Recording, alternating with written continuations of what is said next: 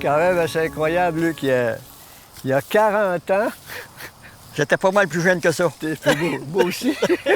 Ouais, j'ai une photo dessus de toutes les revues agricoles là, Oui. qui sont passées dans les journaux. Là. Ah oui. J'étais en revue, là, puis tu vois ça, le jeune homme, chose, barbu. Oui, c'est vrai, j'avais une grosse barbe, oui, oui.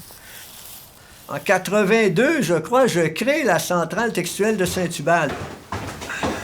La centrale était un lieu d'effervescence et d'expression et du désir de voir l'objet littéraire arriver sous d'autres formes.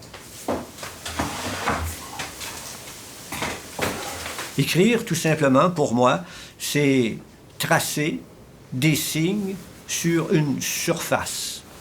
Et quand j'ai fait un gros texte, j'ai voulu me poser les questions, tout simplement, qu'arrive-t-il lorsque je modifie, par exemple, les outils traceurs? Au lieu d'avoir un stylo feutre noir ou un stylo bic, si je remplaçais ça par une charrue, par exemple. Et l'idée qu'on puisse basculer dans le champ du littéraire en partant du champ carrément agricole, m'apparaissait tout à fait séduisant.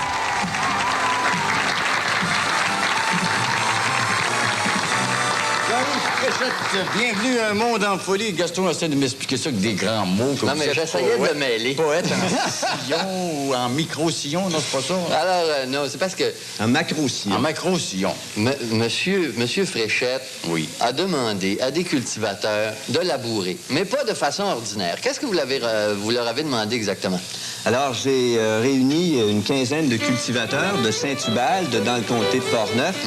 Et ensemble, on a conçu un projet qui consistait finalement à écrire sur la terre, à labourer sur la terre des lettres qui auraient 300 pieds par 250 pieds. Chacune de ces lettres-là serait tracée par les sillons des charrues. Donc, les lettres seraient labourées.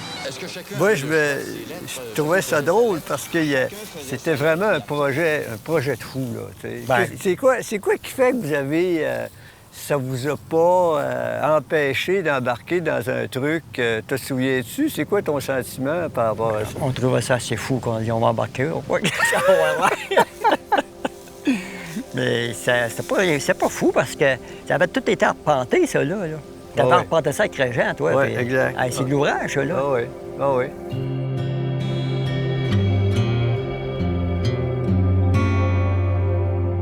Mais moi, je me souviens, le soir, on avait fait une grande rencontre là, dans la tente que la coop avait installée. Là. Ouais, c'est la dernière journée, ça. Là. Oui, la Il y avait dernière une journée. soirée de danse. Puis, Soirée de danse. On avait eu beaucoup de plaisir. on était sortis de là pas 3 jours. Ben oui, c'est pas... Non. Mais moi, j'étais pas mal aventuré comme vous autres. Puis à un moment donné, c'est Robert Denis qui vient me voir. Puis Robert, il était un peu chambranlant, puis il me dit, Jean-Yves, il dit, on n'est plus des habitants, sacrement. On est des artistes, câlisse. là, je le regarde, je dis, Robert, t'es un vrai poète, tu viens de faire des rimes riches. Nous, on connaît Jean-Yves par... Pierre-Paul Plot. Ouais, par l'Institut de littérature comparée, 140 caractères pile poil, espace inclus. Bon, on voyait déjà ce côté... homme de lettres, mais homme de chiffres aussi, performateur, etc. Puis on avait comme entreaperçu son parcours précédent. Mais en fait, en 2017, on a fait un souper avec lui. Et là, je pense qu'on a mesuré tout d'un coup l'ampleur des travaux qu'il avait fait depuis les années 80. Oui. Et puis combien de fois, depuis quand j'ai fait ça, j'ai été tentée d'ouvrir les enveloppes pour voir ce qu'il y avait à l'intérieur. Il y a même, regarde, le crayon dedans. Oui. L'arpenteur, en fait, s'est vraiment développé dans une autre rencontre qu'on a eue à Saint-Hubal, où là, il avait déjà ouvert ses boîtes d'archives avec nous à Québec, mais à Saint-Hubal, on est arrivé dans sa maison, je pense qu'il y avait 10 bacs de plastique. Il nous attendait, là. Puis traiter ce côté, il travaillait avec le numérique depuis très longtemps, mais il y avait toujours un peu cette réflexion sur la terre, la trace, le tangible. Et là, tout d'un coup, ça a commencé à faire écho de « Oh ouais, OK, on pourrait traiter avec du GPS, aller chercher quelque chose par là. Et là, c'était parti. Là. Alors, pour garder un tracé, en fait, pour avoir la trace des mon déplacement dans le champ, et je me déplace toujours en formant des lettres, j'utilise 2 montres.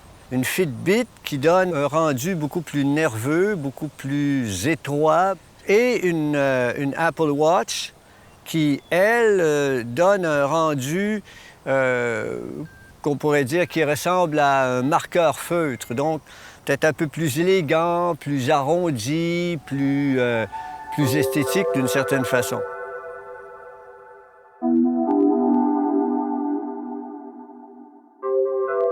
En art numérique, surtout quand il s'agit de performance en direct, on fait face à des défis techniques. Et puis là, on en a eu en fait des défis techniques à cause du GPS et de la façon de pomper les données pour venir écrire son texte au même moment où il le faisait, c'était pas possible. Parce que nous, on utilise des fichiers GPX pour reproduire le texte qu'il écrit. Et puis, on peut juste extraire le fichier GPX au moment même où il a terminé son texte. Donc, à partir du moment où il a terminé sa performance, la reproduction s'affiche dans la vitrine. C'est important pour nous de reproduire le lieu, en fait, de création de Jean-Yves depuis les années 80, depuis qu'il est à cette maison-là, à Saint-Hubert, parce que cette maison-là a vu Agrotexte, a vu le parti textuel, a vu un paquet de manœuvres de Jean-Yves. Donc, puis, cette maison-là aussi nous a permis de découvrir les archives de Jean-Yves. Donc, il y a aussi des documents d'archives qui sont sur la table, mélangés avec des documents d'aujourd'hui, plus son acte sur lequel il a fait un paquet de projets. Donc, c'est un peu ça. Ici, ce qu'on a mis, c'est tout le travail d'entraînement où Jean-Yves s'est dit « Ok, il faut que je travaille mon écriture. J'écris comme un pied, alors on va affiner ça. Ouais. » Et donc, on voit vraiment, genre, comme un cahier d'écolier. Le chant est devenu un cahier d'écolier A, B, C, D, E. Puis là, j'ai travaillé mon P, mon R, etc. Donc, on a commencé à récolter des données pour voir un peu ce que ça donnait comme tracé. Et ici, on voit la superficie du chant. Donc, le cahier d'écriture de Jean-Yves.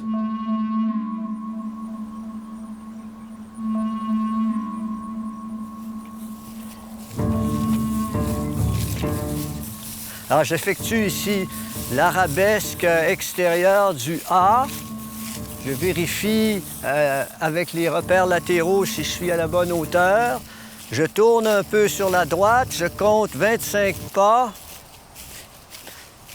Je pense que la performance est un médium hybride. D'ailleurs, beaucoup, lorsqu'on parle de performance, on parle d'hybridation de certains processus. L'hybridation, c'est à la fois le métissage, c'est la complicité, c'est la complexité, bien entendu. 12, 13, 14, 15, et je reviens. Alors, je voulais inscrire dans la matière du corps, dans la pratique qui permet une dépense d'énergie, mais sans s'éloigner du texte, sans s'éloigner de cette problématique essentielle de l'utilisation des mots pour évoquer l'univers et d'être tout à fait présent et tout à fait actuel par rapport à ma perception de ma réalité sociale. Pour faire le E, là, je reviens chercher mon bâton. Des fois, je viens tout mêler, alors j'en arrive à plus trop savoir où je suis rendu, est-ce que j'ai sauté un A, un I, c'est-tu ma deuxième boucle? Alors, c'est une technique qui demande beaucoup de concentration et parfois, je fais des fautes. Alors, j'oublie les points de mettre un point sur les I, j'oublie de faire un espace, les mots sont tout ratatinés. Et à ce moment-là, ben, mon professeur d'écriture me sanctionne. Ici, en fait, donc cet écran-là, c'est l'écran principal de l'installation qui rediffuse en fait l'œuvre web de l'arpenteur. Il s'agit en fait d'un diaporama d'images remixées. Donc là, vraiment, c'est pour ça que là, on est dans un univers où les couleurs sont un peu plus flyées. Là, on n'est pas dans la vérité archivistique. On est chez Bleu Diode. On est dans l'interprétation. C'est Bleu Diode qui revisite les archives de Jean-Yves, ses travaux. Et s'il fait un tracé pendant 3h30 dans les champs, le tracé va se faire vraiment pendant 3h30 sur l'écran. Comme c'est une œuvre web, ça veut dire que les gens peuvent voir cette œuvre de chez eux à n'importe quel moment. Ils vont laisser rouler, puis à un moment donné, ils vont voir que là, il y a une écriture. Il y a une performance qui se joue à Saint-Hubert à distance.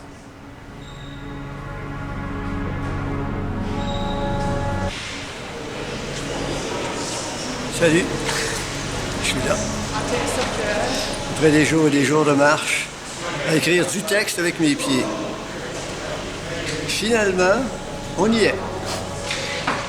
L'installation est dans la vitrine de Topo, sur de Gaspé à Montréal, qui est un centre de création numérique. Oui, bien, merci. Puis c'est une vitrine à l'intérieur du pot. C'est pas une vitrine qui donne vers l'extérieur. Il faut que les gens soient déjà dans la bâtisse, mais ça va vivre aussi. L'œuvre d'aujourd'hui ne sera pas la même que l'œuvre à la fin de l'exposition. Donc, il va y avoir aussi une accumulation de visuels et de données. Qui correspond bien à son travail. Exactement. Accumulation. Ah. Ça aussi qui est assez extraordinaire avec les cultivateurs. Tu avais fait venir une montgolfière. Je voulais que le public de Saint-Hubert qui était là puisse voir. Lire le texte. Ah oui, c'est une bonne idée. Il y avait deux façons d'y accéder, soit par la montgolfière ou encore en faisant un tour d'hélicoptère. Oui, c'est ça, c'est ce qu'on voit ici, les palmes, je pense, des hélicoptères, ça se peut-tu? J'avais... De voir son enthousiasme dans un projet comme ça, on peut penser, avec toute cette énergie-là, comment il a fait ses projets dans les années 80 aussi. Il faut cette démesure-là qu'il a, lui, pour mener à bien ces projets-là. Puis d'ailleurs, l'arpenteur, c'est aussi de la démesure, parce qu'au départ, Jean-Yves devait sortir 2 fois par semaine dans les champs pour écrire. En fait, c'est ce qu'il va faire. Mais là, lui, il est complètement parti. C'est à tous les jours qu'il va sortir, puis on s'attend à ce qu'il sorte des fois même 2 fois par jour, là.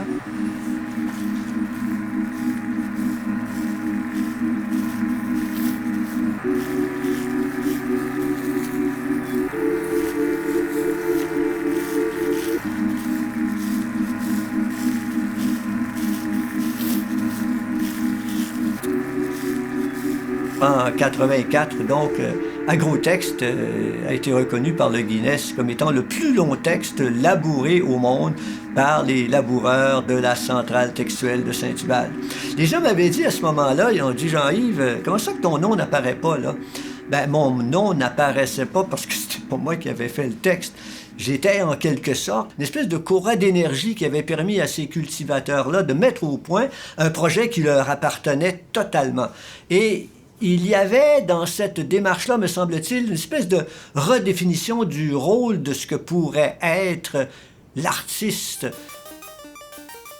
Plutôt que d'être un penseur de choses qui avaient précédé, l'artiste pouvait être un fabricant de jeux, pouvait être quelqu'un qui induirait des propositions qui seraient reprises par d'autres personnes et qui mèneraient à bien un projet de production.